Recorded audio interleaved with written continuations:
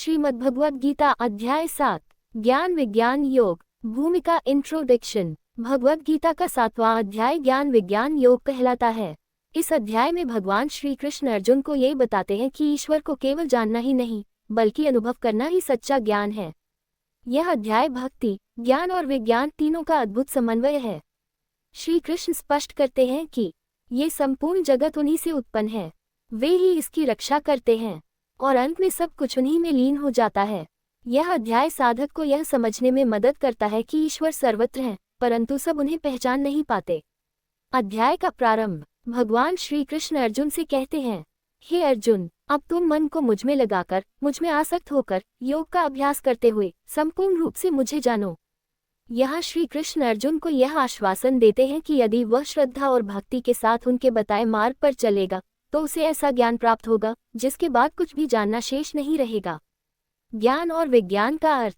ज्ञान शास्त्रों से प्राप्त बौद्धिक समझ। विज्ञान उसी ज्ञान का प्रत्यक्ष अनुभव। भगवान कहते हैं कि मैं तुम्हें ऐसा ज्ञान दूंगा जो अनुभव के साथ होगा, केवल शब्दों तक सीमित नहीं रहेगा। प्रकृति और पुरुष का रहस्य। श्री कृष्ण बताते हैं कि उनकी दो प्रकार की प्रकृतियां हैं। एक अपरा प्रकृति, भौतिक प्रकृति, जिससे ये संसार बना है। पृथ्वी, जल, अग्नि, वायु, आकाश, मन, बुद्धि, अहंकार, ये 8 तत्व मिलकर भौतिक संसार की रचना करते हैं। 2 परा प्रकृति, चेतन शक्ति, ये जीवात्मा है जो इस संसार को जीवित और संचालित करती है। भगवान कहते हैं, संपूर्ण जगत मेरी इन्हीं 2 शक्तियों से उत्पन्न हुआ है। भगवान ही सब कुछ हैं। श्री कृष्ण स्पष्ट करते हैं, मुझसे बढ़कर कोई सत्य नहीं, मैं ही सबका मूल कारण हूँ। जैसे धागे में मोती गुंथे रहते हैं, वैसे ही यह संसार मुझ में स्थित है।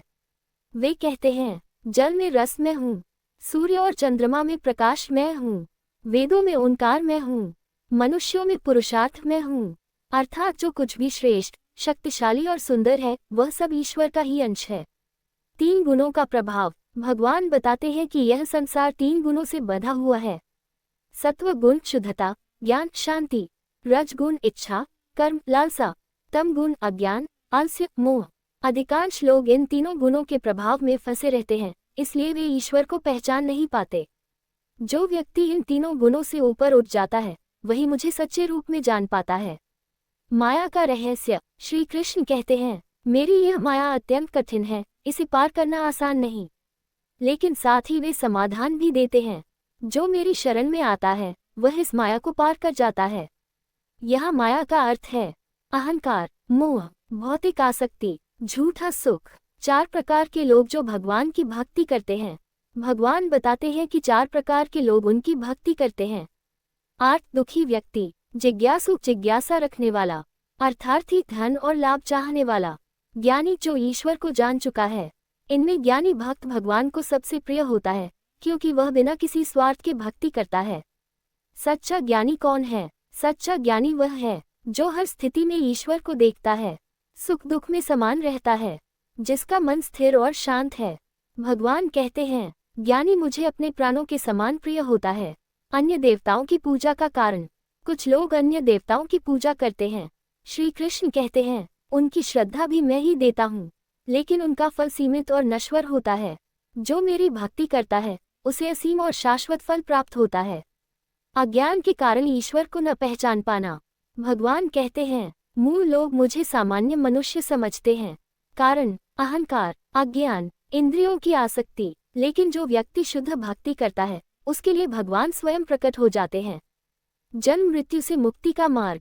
जो व्यक्ति कर्मों के बंधन से मुक्त हो, पाप और पुण्य से ऊपर उठे और केवल ईश्वर की शरण में जाए, वही व्यक्ति ब्रह्म, अध्यात्म, कर्म और मोक्ष को सच्चे रूप में समझ पाता है।